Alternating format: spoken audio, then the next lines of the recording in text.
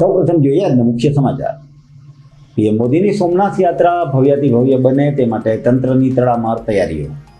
અભેદ સુરક્ષા ચક્રમાં ફેરવાયું સોમનાથ. સોરઠના શિવાલયોમાં 72 કલાકના અખંડ ઓમકાર નાદ ગુંજ્યા. ભવનાથ મંદિરમાં પ્રજ્ઞાચક્ષુ દીકરીઓ શિવધૂનની રમઝટ બોલાવી. શિયાળાની કાતિલ ઠંડીનો દોર શરૂ થતા સક્કરબાગ ઝૂમાં પ્રાણી અને પક્ષીઓ માટે ગરમ વાતાવરણ ઊભું કરવામાં આવ્યું. અને શહેરના ભીડભાડવાળા વિસ્તારમાં અને બજારમાં શૌચાલયનું નિર્માણ કરવા માંગ. હયાત શૌચાલયોમાં પણ નિયમિત સફાઈ કરવા રજૂઆત. આ બધા સમાચારો વિગતવાર જોઈએ તે પહેલા લઈશું એક નાનકડો વિરામ.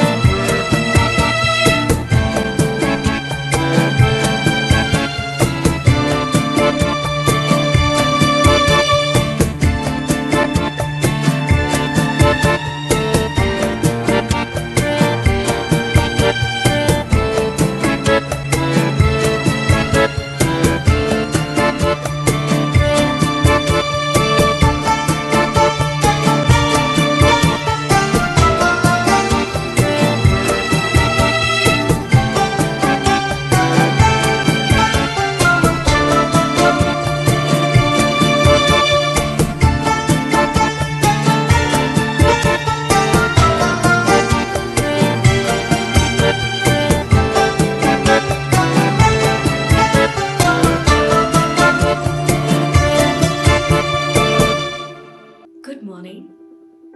This is Junagadh.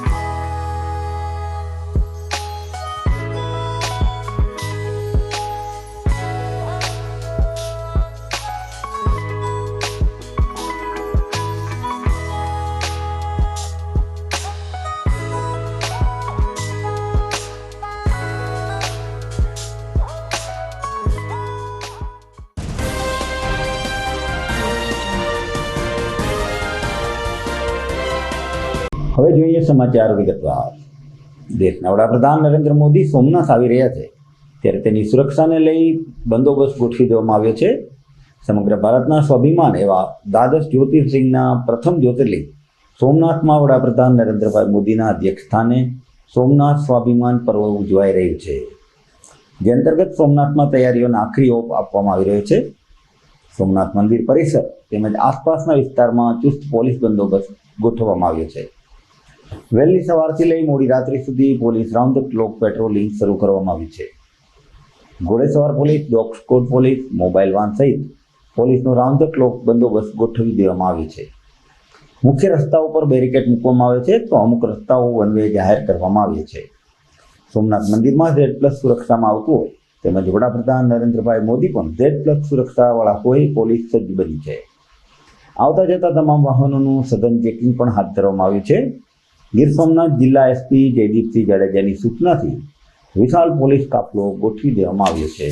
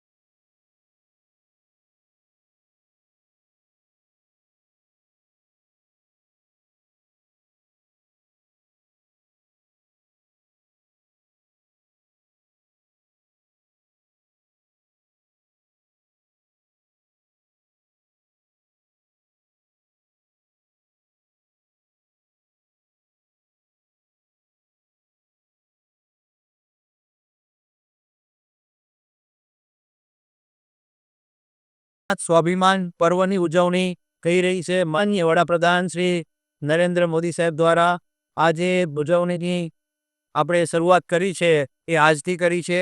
8, 9, 10 અને 11 એમ સતત 4 દિવસ આની દિવસ રાત ઉજવણી થનાર છે.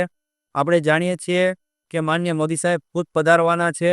10 તારીખને સાંજે અહીંયા પધારશે અને 11 તારીખે અને 10 તારીખે બંને દિવસે સોમનાથ મંદિરમાં હાજરી આપવાના છે. આ ઉપરાંત એમને શૌર્ય યાત્રા કરી અને એ જે રોડ શો છે એમાં પણ ભાગ લેવાના છે અને રોડ શો કરી અને પછી એક જનસભાને સંબોધવાના છે જે સદભાવના ગ્રાઉન્ડ સોમનાથ ખાતે છે. ત્યાં પણ એ જંગી જનસભાને આયોજન કરેલું છે.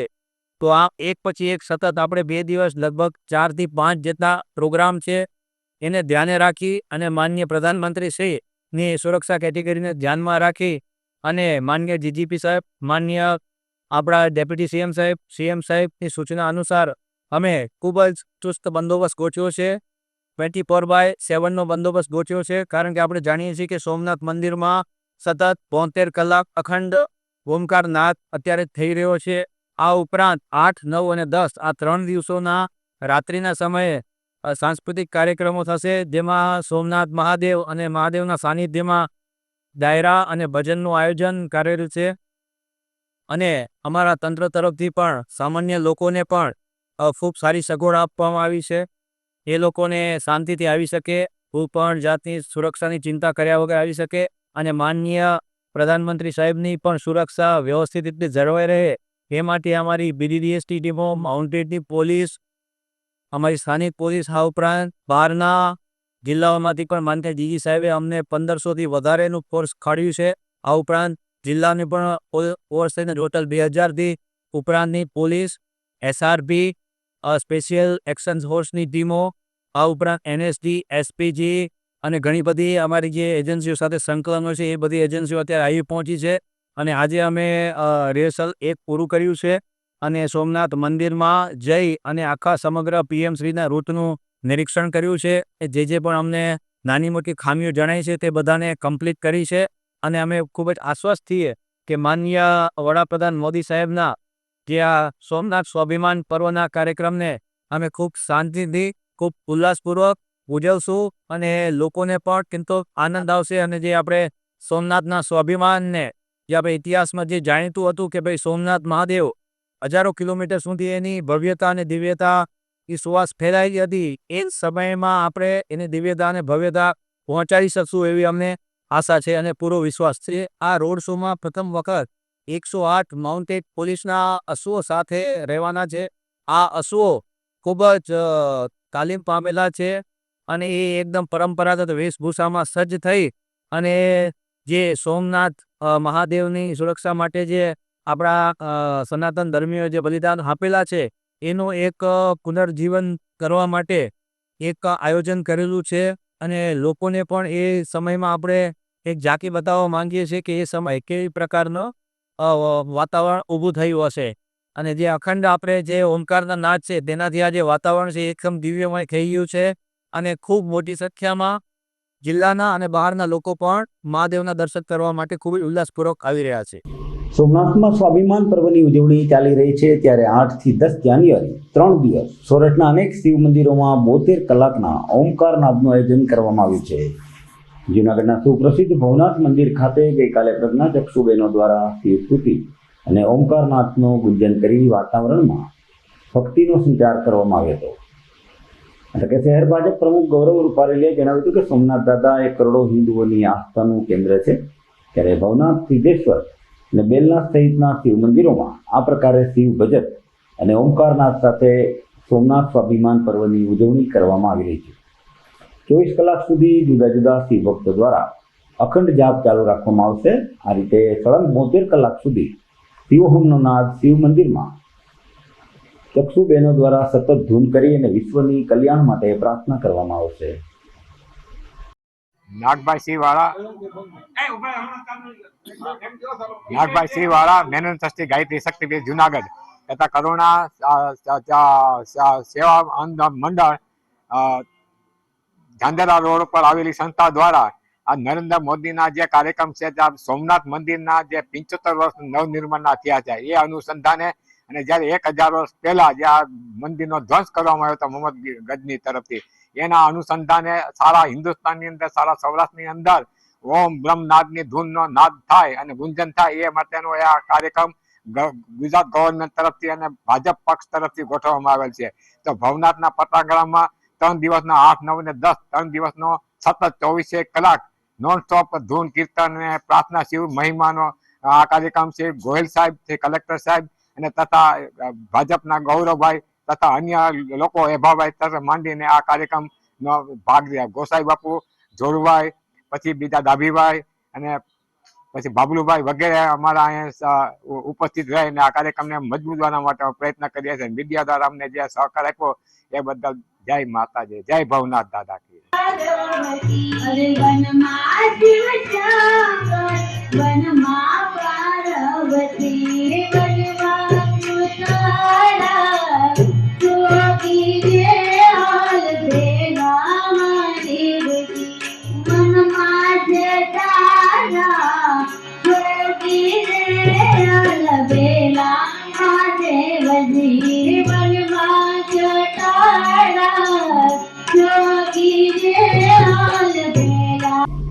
સોમનાથ સ્વાભિમાન પર્વના પાવન અવસરે જૂનાગઢના શિવાલયોમાં 72 કલાકના અખંડ ઓમકાર જાપ કરાયા હતા. જૂનાગઢ મહાનગરપાલિકા મેયર, ધારાસભ્ય, જૂનાગઢ શહેર ભાજપ પ્રમુખ સહિતના પદાધિકારીઓની ઉપસ્થિતિમાં સિદ્ધેશ્વર મંદિરમાં ઓમકાર જાપનો પ્રારંભ થયો હતો. શિવ મંદિરોમાં અવિરત ઓમકાર જાપ મંત્રોચ્ચાર દ્વારા સમગ્ર વાતાવરણ શિવમય બન્યું છે. સમગ્ર ભારતના સ્વાભિમાન એવા દ્વાદશ જ્યોતિર્લિંગના પ્રથમ જ્યોતિર્લિંગ એવા સોમનાથમાં વડાપ્રધાન નરેન્દ્રભાઈ મોદીના અધ્યક્ષ સ્થાને સોમનાથ સ્વાભિમાન પર્વ ઉજવાઈ રહ્યું છે. જે અંતર્ગત આજરોજ જૂનાગઢના ભવનાથ મહાદેવ મંદિર, સિદ્ધેશ્વર મંદિર, ભૂતનાથ મંદિર, શાંતેશ્વર મહાદેવ મંદિર વગેરે 72 કલાકના અખંડ ઓમકાર જાપનો પ્રારંભ થયો હતો. સોમનાથ સ્વાભિમાન પર્વ અતૂટ આસ્થાના કેન્દ્ર. જ્યારે જોશીપુરામાં સિદ્ધેશ્વર મહાદેવ મંદિરમાં મેયર ધર્મેશભાઈ કોશિયા, ધારાસભ્ય સંજયભાઈ કોરડિયા, જૂનાગઢ શહેર ભાજપ પ્રમુખ ગૌરવભાઈ રૂપારેલિયા, પૂર્વ સ્ટેન્ડિંગ કમિટીના ચેરમેન હરેશભાઈ પરસાણા સહિતના પદાધિકારીઓની ઉપસ્થિતિમાં 72 કલાકના અખંડ ઓમકાર જાપના મંત્રનો પ્રારંભ થયો હતો અને શ્રદ્ધાપૂર્વક તેઓ સહભાગી બન્યા હતા. અતૂટ આસ્થાના 1000 વર્ષ એટલે કે સોમનાથ સ્વાભિમાન પર્વ 3 દિવસ એટલે કે 72 કલાક ઓમકાર મંત્રનો જાપ સોમનાથ મહાદેવ મંદિરમાં સમસ્ત ઉપસ્થિત ભૂદેવો અને સોમનાથ દાદાના સાનિધ્યમાં થનાર છે. ત્યારે 11 તારીખે આ ઉત્સવમાં દેશના વડાપ્રધાન નરેન્દ્રભાઈ મોદી આવનાર છે. ત્યારે 72 કલાક સુધી આખા ભારતના તમામ શિવ મંદિરોમાં ઓમકાર મંત્રનો જાપ કરવો અને શિવની આસ્થા, શિવ પ્રત્યેની શ્રદ્ધા પ્રત્યે દરેક લોકોને, દરેક સનાતની લોકોને જોડવા આ શુભ હેતુથી જૂનાગઢ મહાનગરમાં સવારના ગિરનાર ગિરિવર તટમાં બિરાજમાન ભવનાથ મહાદેવના સાનિધ્યમાંથી આ 72 કલાકના મહા ઓમકાર મંત્રની જાપની શરૂઆત કરેલ. ત્યારબાદ જોશીપરામાં આવેલ સિદ્ધેશ્વર મહાદેવ મંદિરના પ્રાંગણમાં પણ આ 72 કલાકના અખંડ ઓમકાર મંત્રનો જાપનું પ્રારંભ, તેમજ તદુપરાંત ગામની મધ્ય બિરાજનાર જૂનાગઢનો નાથ જય ભૂતનાથ મહાદેવ મંદિરમાં પણ આ 72 કલાકના મંત્રનો જાપનું આયોજન, તેમજ દોલતપરામાં શાંતેશ્વર મંદિર, શાંતેશ્વર મહાદેવ મંદિર, આ 4 જગ્યાએ ઓમકાર મંત્રનો જાપ કરી આ ઓમકાર મંત્રના જાપ સાથે 1000 વર્ષ પહેલાં મોહમ્મદ ગઝનીએ જે મંદિર ઉપર આક્રાંતાઓ તોડી નાખ્યું હતું ને 1000 વર્ષ પછી પણ સોમનાથ પોતાની ગરિમા, સોમનાથ પોતાનો પર્વ અને સોમનાથ પોતાની સનાતનની ઓળખ પૂરું પાડી રહ્યું છે. ત્યારે સરદાર વલ્લભભાઈ પટેલ જ્યારે 75 વર્ષ પહેલાં આ મંદિરનો જીર્ણોદ્ધાર કરવામાં આવેલો હતો, ત્યારે આ મંદિરને સાક્ષાત્કાર દર્શન કરવાનો લાહો 11 તારીખે જ્યારે નરેન્દ્રભાઈના નેતૃત્વમાં સમસ્ત ગુજરાત લેવાનું છે, ત્યારે આ 3 દિવસનો મહા ઓમકાર મંત્રનો જાપનું કાર્યક્રમ જૂનાગઢના પ્રથમ નાગરિક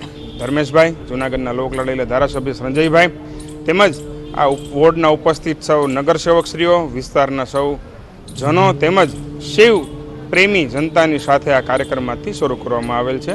જય સોમનાથ. સમાચારમાં સમય થઈ ગયો છે નાનકડા વિરામનો.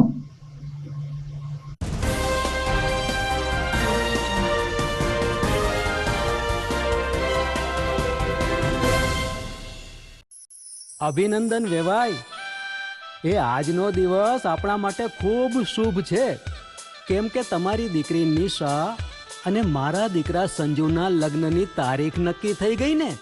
હાજી હાજી પપ્પા, લગ્નની તારીખ તો નક્કી થઈ ગઈ, પણ લગ્ન માટેની જ્વેલરીઓ? સંજુ બેટા, તારા દાદાજીના વખતથી ચોકસી હીરાલાલ મકનજીની જૂની પેઢી છે ને, એની સાથે આપણો વર્ષો જૂનો ઘરોબો છે, જે અત્યારે જય ભવાની જ્વેલર્સના નામે ફેમસ છે બેટા. જય ભવાની જ્વેલર્સ મતલબ ચોકસી બજાર જુનાગઢ? તમે પણ જય ભવાની જ્વેલર્સ સાથે? અમે ભલે રાજકોટના હોઈએ, પરંતુ જય ભવાની જ્વેલર્સ સાથે અમારો પરિવાર પણ વર્ષોથી સંકળાયેલો છે, જ્યાં છેતરાવાની કોઈ શક્યતા જ નથી. આને કહેવાય સોનામાં સુગંધ ભળી. વાવ બેટા, ચાલો આપણે સૌ જઈએ જય ભવાની જ્વેલર્સના શોરૂમ પર. તમે લોકો જઈ આવો, હું રસોઈ બનાવી રાખું. લક્ષ્મી, આપણા દીકરાના લગ્નમાં થોડા દાગીના તારા માટે થઈ જાય. હે ચાલો મમ્મી. ચાલો ચાલ બેટા.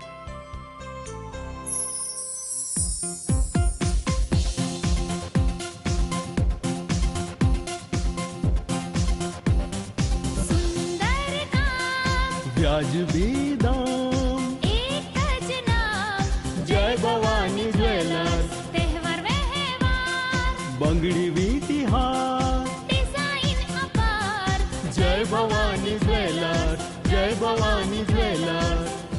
એક્સક્લુઝિવ દાગીના ખરીદવા માટે વિશ્વાસપાત્ર એક જ નામ, જય ભવાની જ્વેલર્સ, ચોકસી બજાર, જૂનાગઢ.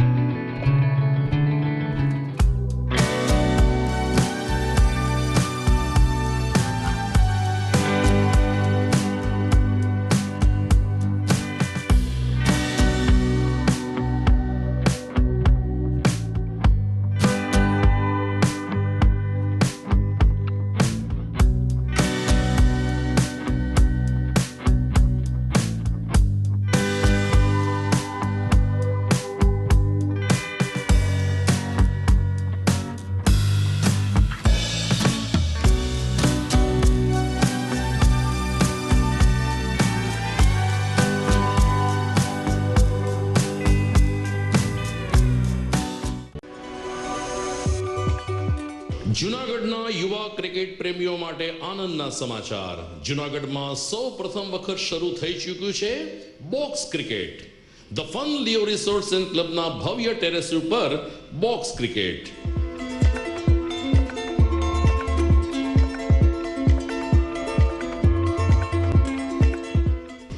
બોક્સ ક્રિકેટ નોંધી લેશો સમય સવારે 6 થી બપોરે 12 અને સાંજે 6 થી રાત્રિના 12.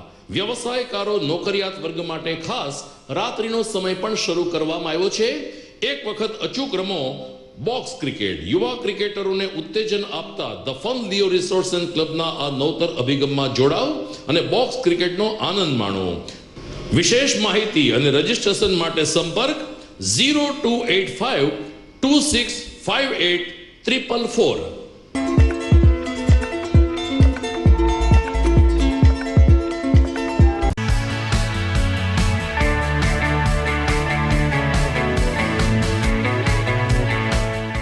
છે ને એકદમ જોરદાર ફૂલેલા દડા જેવી પૂરી અને ચટપટું ઘર જેવું જ શાક. આજે તમને મુલાકાત કરાવું ઝાંઝરડા રોડ ઉપર આવેલી મોડર્ન પૂરી શાકની. અહીંયા સવારમાં 9 થી લઈને સાંજે 10 વાગ્યા સુધી એકદમ એવન ટેસ્ટમાં લોકોને પ્રેમથી પૂરી શાક ખવડાવવામાં આવે છે. શાકમાં તમને 3 ઓપ્શન મળી રહેશે, તેમજ દરરોજ અલગ અલગ ઓપ્શન હશે અને જોડે જોડે તમારી સામે જ લાઈવ ગરમા ગરમ ફૂલેલા દડા જેવી પૂરી તમારી ડીશમાં આવે પછી જીભ થોડી હાથ મારીએ બોસ. જોડે પાપડ, સલાડ, છાશ, દહીં, શ્રીખંડ પણ મળી જશે. તેમજ શિયાળાના લીધે ઓળો અને રોટલો પણ અહીં મળી જશે. તો પછી બોસ જરૂરથી પહોંચી જ જજો.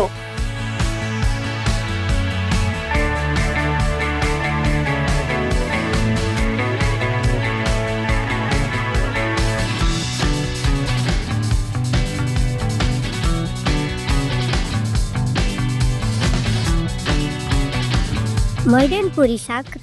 એડ્રેસ સિદ્ધનાથ મહાદેવ મંદિરની આગળ, બાબા કોમ્પ્લેક્સ સામે, Zanzarda road, Junagadh. Mobile number 9979384445.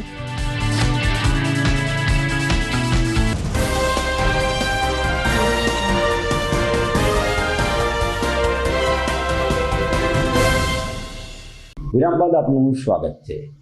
જે માનવીને ઠંડી લાગે તેમ અબોલ જીવોને પણ ઠંડી લાગતી હોય છે. ઠંડીની શરૂઆત થતાં સગર્ભાગ પ્રાણી સંગ્રહાલય ખાતે પ્રાણીઓની સુવિધાને લઈ વધારો કરવામાં આવ્યો હતો. શહેરમાં શિયાળાની ઋતુને લઈ ઠંડીની શરૂઆત થઈ ત્યારથી ઠંડીથી રક્ષણ મેળવવા લોકો ગરમ કપડાનો સહારો લેતા હોય છે. સગર્ભાગ પ્રાણી સંગ્રહાલય ખાતે પણ પ્રાણી અને પક્ષીઓને ઠંડીથી રક્ષણ આપવા અનેક પ્રયાસો કરવામાં આવે છે. સાથોસાથ પ્રાણીના ખોરાકમાં પણ વધારો કરવામાં આવે છે. પક્ષીને પવનથી રક્ષણ આપવા અને પક્ષીઓના પિંજરામાં ગ્રીન નેટ લગાવવામાં આવે છે. તેમજ સરીસૃપ જાનવરોને ઠંડીથી રક્ષણ આપવા ઇલેક્ટ્રિક લેમ્પ અને હીટર મૂકવામાં આવે છે. જ્યારે માંસાહારી પ્રાણી જેવા સિંહ, વાઘ અને દીપડાને ઠંડીને લઈ ખોરાકમાં વધારો તેમજ ઠંડીથી રક્ષણ આપવા પાંજરામાં સૂકું ઘાસ પણ મૂકવામાં આવે છે, જેથી ઠંડીમાં તેઓને રક્ષણ મળી રહે. સકરબાગ ખાતે શિયાળો અને ઉનાળો અને ચોમાસાની ઋતુમાં પ્રાણીના રક્ષણ માટે અનેક સુવિધાઓ ઉપલબ્ધ કરવામાં આવી છે. સકરબાગ ઝૂના અધિકારીઓ જણાવ્યું હતું કે શિયાળાની ઋતુમાં 30 થી 40 દિવસો એવા હોય છે જેમાં ઠંડીનું પ્રમાણ વધારે હોય છે. આવા સમયે ઝૂમાં રહેલા વન્ય પ્રાણીના સ્વાસ્થ્યની વિશેષ કાળજી લેવી અનિવાર્ય બનતી હોય છે અને ઠંડી સામે રક્ષણ આપવા માટે સકરબાગ ઝૂ તંત્ર દ્વારા વિશેષ આયોજન ગોઠવવામાં આવ્યું છે. હાલમાં જે શિયાળાની મોસમના કડકડતી ઠંડીનો અનુભવ થઈ રહ્યો છે, એમાં આપણે જેમ મનુષ્યો આપણા માટે શિયાળામાંથી ઠંડીથી બચવા માટે જે ઉપાયો કરીએ છીએ, એવી રીતે સકરબાગ પ્રાણી સંગ્રહાલય દ્વારા જે વન્ય પ્રાણીઓને અહીંયા રાખવામાં આવે છે એમના માટે પણ શિયાળાની ઠંડીથી બચવા માટે વિવિધ ઉપાયો આપણે હમણાં કરેલા છે. જેમ કે આપણે ત્યાં રેપ્ટાઇલ્સ જે હોય છે, જે સરીસૃપ વર્ગના પ્રાણીઓ જે પોતાની રીતે બોડીનું ટેમ્પરેચર મેન્ટેન નથી કરી શકતા, એમના માટે આપણે અલગ અલગ વ્યવસ્થા એ કરી છે. જેમ કે મગર અને ઘડિયાળ છે, તો એમાં આપણે સેન્ડ બેડ બનાવ્યા છે કે જેમાં થોડું ટેમ્પરેચર જેવું સૂર્યની ગરમી પડે તો ટેમ્પરેચર થોડું રાઇઝ થાય અને એમનું બોડીનું ટેમ્પરેચર એની સાથે કંટ્રોલ કરી અને મેટાબોલિક એક્ટિવિટીઝ એક સાથે કરી શકે. આ સિવાય જે બીજા રેપ્ટાઇલ્સ છે એમાં આપણે સેન્ડ બેડ્સ તો બનાવે જ છે, જેમ કે બધા સર્પ છે, ઇગ્વાનાસ છે, આપણી પાસે મોનિટર લિઝર્ડ છે એના માટે, અને ટોર્ટોઇઝ ટર્ટલ માટે. પણ એની સાથે સાથે આપણે એની અંદર હીટિંગ પેડ, હીટિંગ લેમ્પ્સ, માટલાઓની વ્યવસ્થા કરી છે કે જેની અંદર એમને પૂરતી ગરમી મળી શકે અને બોડીનું ટેમ્પરેચર એ લોકો મેન્ટેન કરી શકે. જ્યારે રાત્રિનો સમય હોય ત્યારે બહુ ઠંડી પડતી હોય તો એ ટાઈમે એ સુસવાટા મારતા પવનથી પણ એમને રક્ષણ મળી શકે. આની તમામ તકેદારીઓ આપણે રાખીએ છીએ.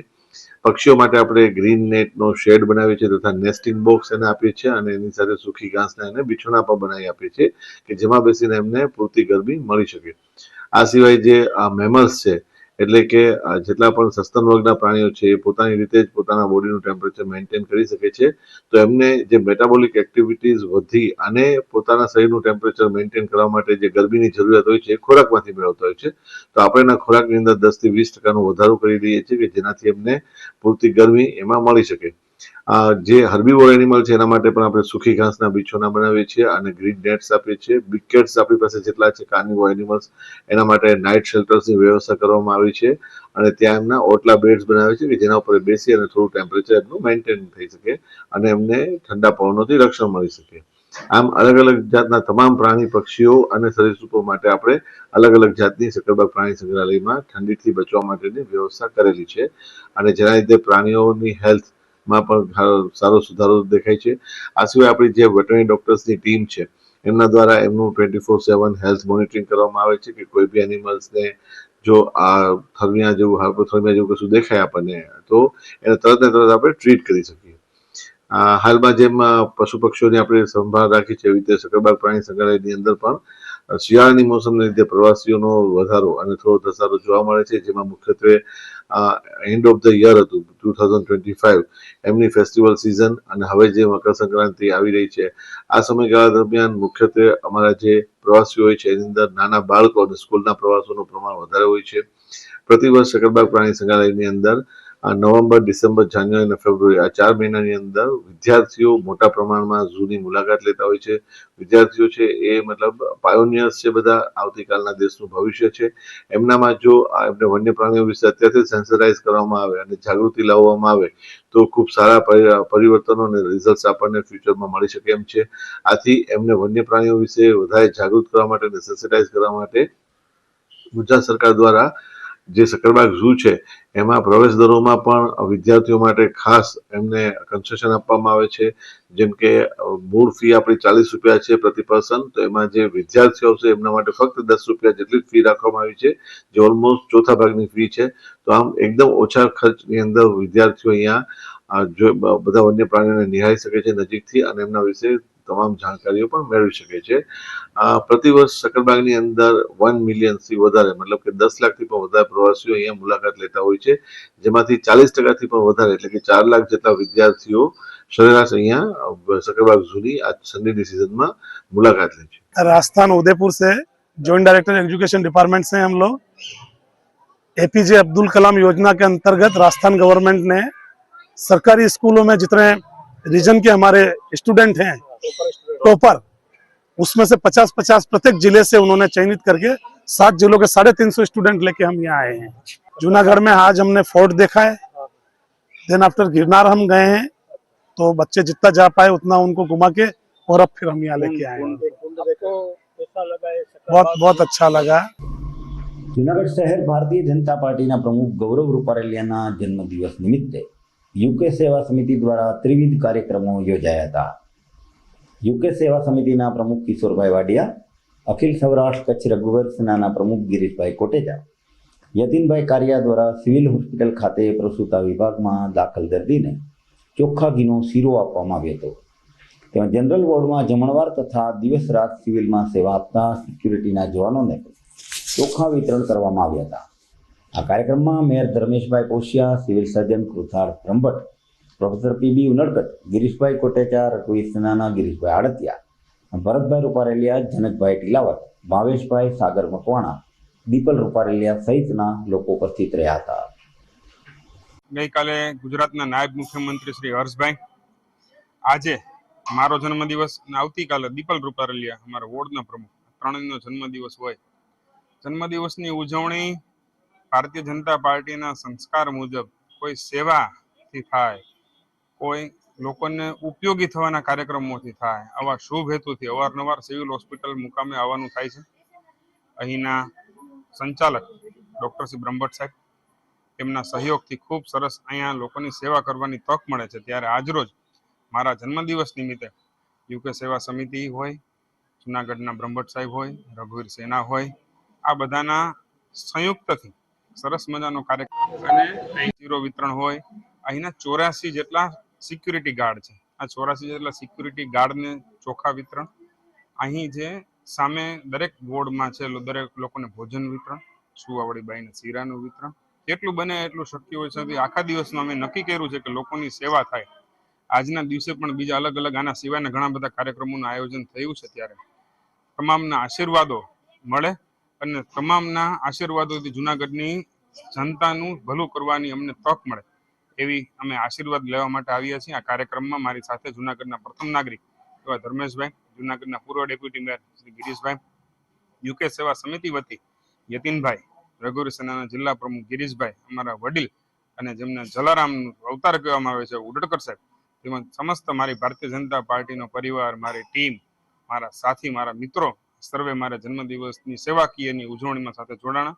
સર્વેનો અને પત્રકાર મિત્રોનો પણ ખૂબ ખૂબ આભાર. ધન્યવાદ. સિવિલ હોસ્પિટલ ખાતે જૂનાગઢના યંગ પ્રમુખ શહેર ભારતીય જનતા પાર્ટીના ગૌરવભાઈ રૂપારેલિયા અને સેવાનો જેને પર્યાય કયો એવો દીપલ રૂપારેલિયાનો જન્મદિવસ દિવસે આજ હોસ્પિટલમાં જે બહેનોને ડિલિવરી આવી હતી, પ્રસૂતિ બહેનોને, એને શીરો આપવામાં આવ્યો. સામેના વોર્ડમાં આખી ડીશ જમવાની તૈયાર કરીને આપી અને આ આખા હોસ્પિટલના આ બધા રક્ષણ કરવા ટોટલ 84 સિક્યુરિટી છે. એને બધાને એક થેલી અમે ચોખાની દેવાના છીએ.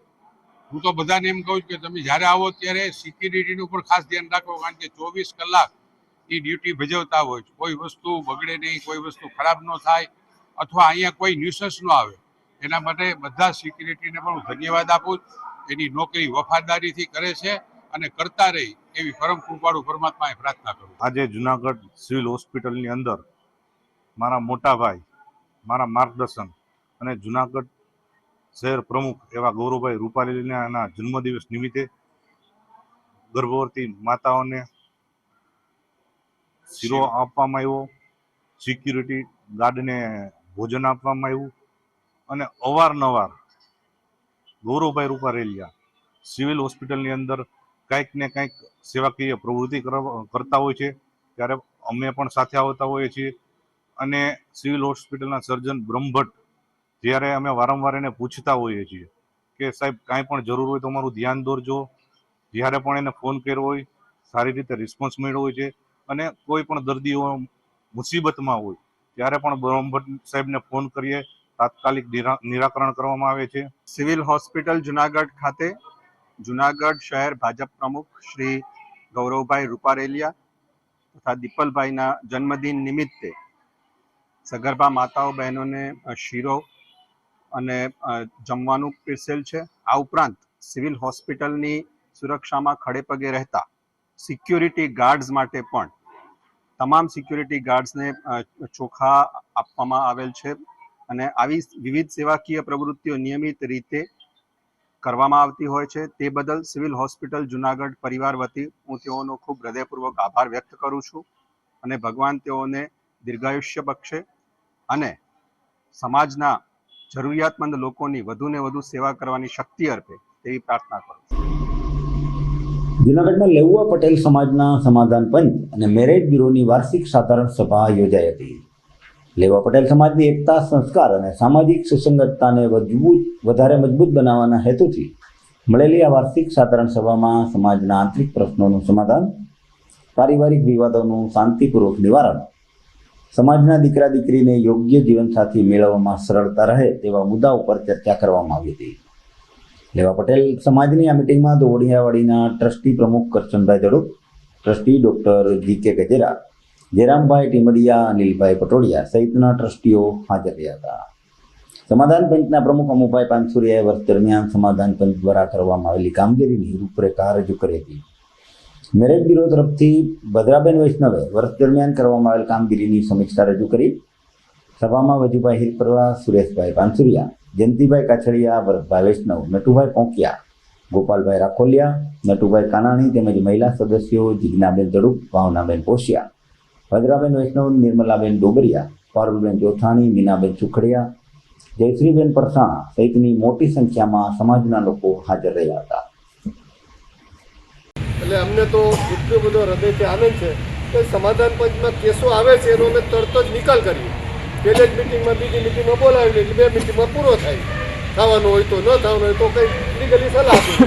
પણ જ્યારે અમને અફસોસ એટલો થાય કે જેટલી આપણે વ્યવસ્થા હોવી, જેટલો અહીંયા મેળાવડો થવો જોઈએ, કારણ કે કેસ બહુ છે, આપણે ખબર, વકીલો છે એમને ખબર છે વજુભાઈને બધાને કે કોર્ટમાં આપણી જ્ઞાતિના કેસ ઝાઝા છે, પણ આપણો જેટલો પ્રચાર જેવો થવો જોઈએ એ પ્રચાર થોડો ઓછો છે, માટે આપણી પાસે કામગીરી નથી આવતી. હવે જે માટે આપણે સમય આપતા હોય, સમયનું યોગદાન આપતા હોય અને કામગીરી ઓછી હોય કામગીરી છે પણ અમારે દ્રષ્ટિએ ઓછી, કારણ કે આપણે 2 વાગ્યા સુધી કામ કર્યા છે ભૂતકાળમાં સાહેબ, કે જરા તમને ખબર છે.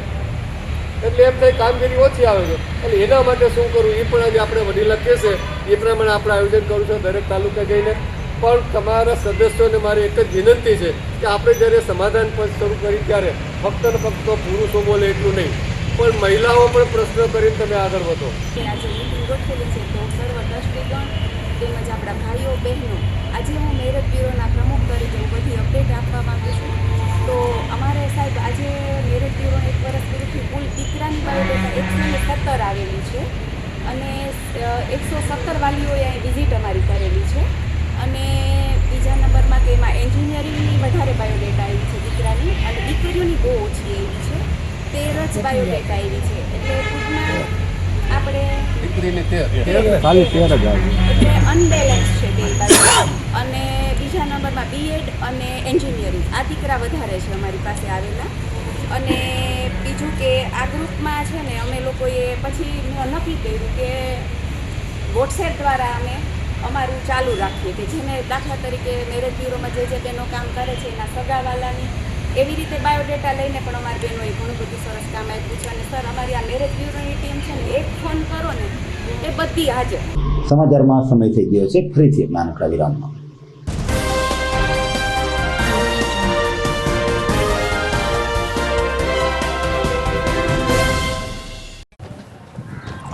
ઘર લગ્ન માટે તૈયાર છે, બસ તારા આવવાની રાહ જોઈ રહ્યો છું. નવું ફર્નિચર, નવું ટીવી, નવો કેબલ. આજના જમાનામાં કેબલ ખૂબ જ સરળ પરિવાર છે. જ્યારે આ છે તો બીજા કઈની શું જરૂર? જ્યારે આ છે તો બીજા કઈની શું જરૂરત છે? GTPL ઓફર કરે છે HD પિક્ચર ક્વોલિટી અને GTPL ની 24/7 ગ્રાહક સપોર્ટ. આ તે જમાનાનું નહીં, આ જમાનાનું કનેક્શન છે. કાલે લગ્ન કરી લઈએ.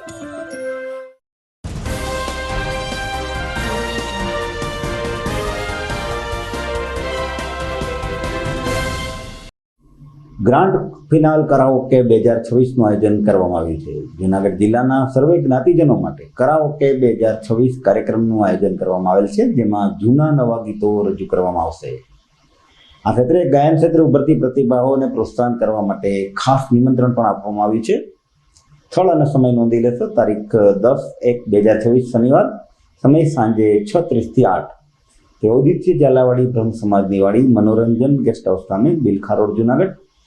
આ અંગેનું આયોજક સંસ્થાના ફાઉન્ડર શ્રી પરશુરામ ફાઉન્ડેશન, મેલ, મહિલા પાંખ અને યુવા પાંખ જૂનાગઢ દ્વારા શ્રી શૈલેષભાઈ દવે અને કેડી પંડ્યા દ્વારા શહેરીજનોને નિમંત્રણ પાઠવવામાં આવ્યું છે.